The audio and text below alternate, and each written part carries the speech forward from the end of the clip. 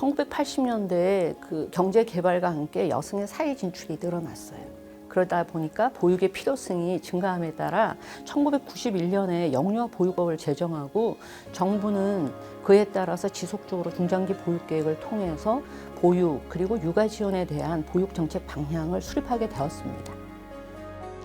이러한 정책 추진 계획에 근거하여 전국 최초로 1993년에 성남시의 보육정보센터가 설립이 되었고요. 어린이집 지원뿐만 아니라 가정양육 지원을 위해서 2013년에 육아종합지원센터로 탈바꿈하였습니다.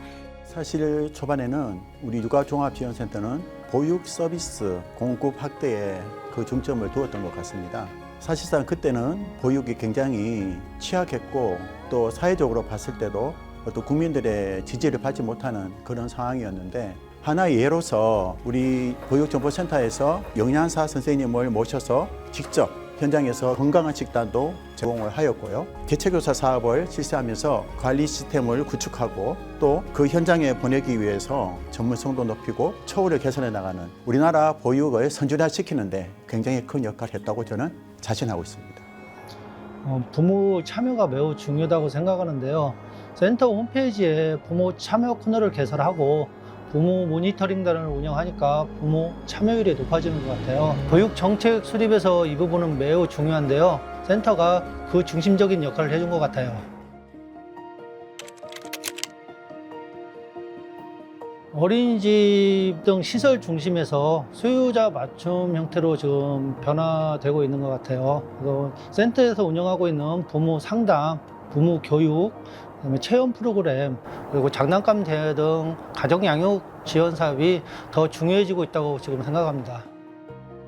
2013년에 저희가 육아종합지원센터로 명칭이 개정됨에 따라 센터의 사업 부분이 굉장히 확장되었습니다. 특히 수요자 중심, 맞춤형 보육, 합리적인 지원에 따라서 보육정책 방향이 수립됨에 따라 육아종합지원센터가 거기에 맞게 사업이 굉장히 확장됐습니다. 교육과 상담 그리고 컨설팅을 정말 전국의 모든 센터 직원들이 열심히 수행하는 게 주마등처럼 스쳐가고 있습니다. 교사 대상 교육이 정말 만족스러웠어요. 육아종합지원센터의 교육을 듣고 온 뒤로 선생님들이 현장에서 적용하는 데 있어서 도움이 많이 되었다고 이야기하시는 선생님들이 정말 많았거든요. 교육적인 측면은 굉장히 만족스러웠어요. 그런데 그 당시 보육교사의 근무 환경은 상당히 열악했습니다. 사실 예전에 급한 일이 생겨도 원장님께 휴가를 쓰고 싶다고 말하기가 굉장히 어려웠어요. 왜냐하면 저희가 휴가를 가면 보육 공백이 생기는데 대체 인력을 쉽게 구할 수 있는 환경이 아니었잖아요. 지금은 센터의 대체교사 지원 사업을 통해서 교사들이 많은 도움을 받고 있어요. 네, 저는 첫째를 5살까지는 집에서 데리고 있어야겠다고 생각을 했어요. 그래서 어린이집을 안 보냈는데 급하게 갑자기 맡겨야 되는 상황이 생기더라고요. 그럴 때 도와주실 수 있는 분도 없고 해서 정말 난감했어요. 하지만 지금은 시간제 보육을 이용할 수 있어서 정말 다행이에요.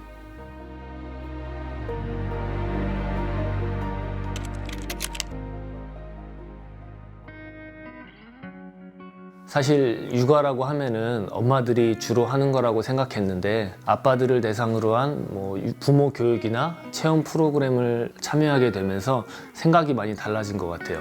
또 아이와 더 가까워진 것도 같고 같이 참여한 아빠들과 대화를 나누면서 공감대도 형성되고 참 유익한 시간이었습니다. 아직도 기억에 남는 게 코로나 기간 동안 아이와 단둘이 집에 있는 게 굉장히 힘들더라고요. 아이와 TV를 보면서 놀이하는 시간이 굉장히 많았는데 센터에서 놀이감 키트를 집으로 보내주시더라고요. 그게 참 도움이 많이 되었습니다. 네, 육아종합지원센터에서 해주는 평가 인증에 대한 지표 교육이라든지 컨설팅 같은 경우를 저희가 이제 받았었고요. 또한 많은 정보와 교육들을 진행을 해주시다 보니까 저희가 자체적으로 할 수 없었던 것들을 다양하게 할 수 있어서 참 좋았습니다.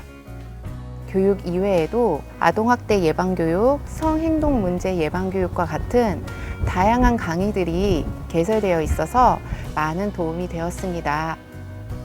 1993년 시작된 우리의 작은 걸음은 이제 전국의 138개소 센터가 함께 만들어 나가는 보육의 역사가 되었습니다.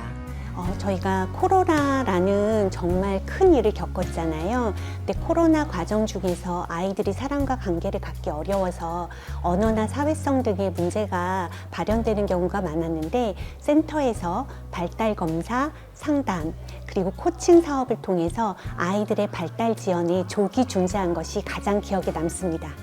제가 작년에 작은 수술을 받았었는데요. 남편 연차는 한계가 있고 친정은 멀고 몸은 힘들고 돌봐야 하는 아이는 있고 정말 너무 힘들었었거든요. 근데 이제 주변에서 시간제 보육실이라는 데를 알려주셔가지고 한 2달 정도 굉장히 감사하게 이용했던 기억이 있습니다. 그 감사한 마음은 평생 잊을 수 없을 것 같아요. 네. 주말에 부모님, 아이들 대상으로 하는 프로그램도 운영해 주시니까 부모님들이 만족도가 굉장히 높더라고요. 망가진 놀잇감을 수리도 해주더라고요. 와, 덕분에 놀잇감 정말 많이 고쳤었어요. 진짜 유가족 아니었으면 어디서 이런 도움을 받아서 아기를 키웠을까 싶더라고요. 전국의 육아종합지원센터는 영유아, 부모, 교직원 모두가 행복한 세상으로 만들기 위해 끊임없이 고민하고 도전해가며 다양한 사업의 영역들을 개척해 나갔습니다.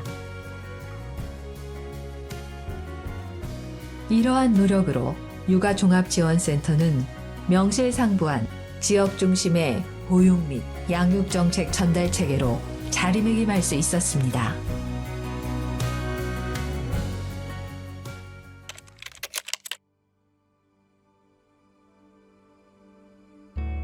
저출생 및 유보통합이라는 거대한 정책 변화 앞에 이제 우리는 새로운 도약을 준비하고 있습니다.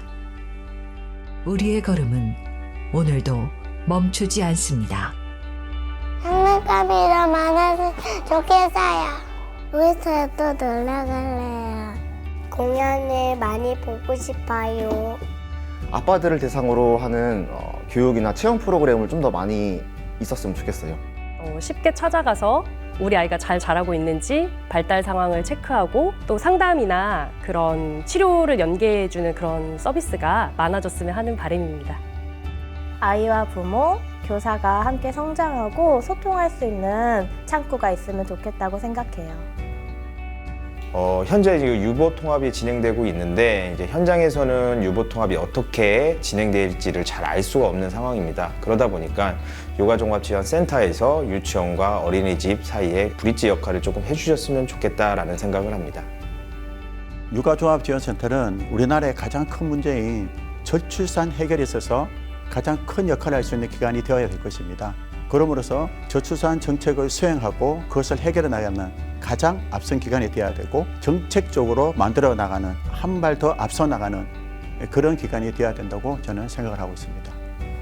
유보통합이라는 게 결국은 영유아를 양 기관이 지원해야 되는 거잖아요. 그래서 저희가 이미 어린이집을 지원했던 것처럼 유치원 역시도 함께 질적인 부분에 최선을 다해야 된다고 생각합니다. 질 높은 교육과 보육이 이루어질 수 있도록 도울 예정이고요. 영유아 가정이 보다 건강하고 행복한 가정으로 생활할 수 있도록 적극 지원을 아끼지 않을 예정입니다. 센터의 안정적인 운영과 사업의 효과성을 위해서 센터의 지역적 특색에 맞는 중점 사업과 현안에 맞는 사업에 대해서 선택과 집중을 하는 것이 좋을 것 같다고 생각합니다. 네, 쏟아지는 정보 홍수 속에서 육아 전문 기관으로서 교사, 어린이집, 가정에게 양질의 정보를 제공할 수 있는 등대와 같은 역할을 했으면 좋겠습니다.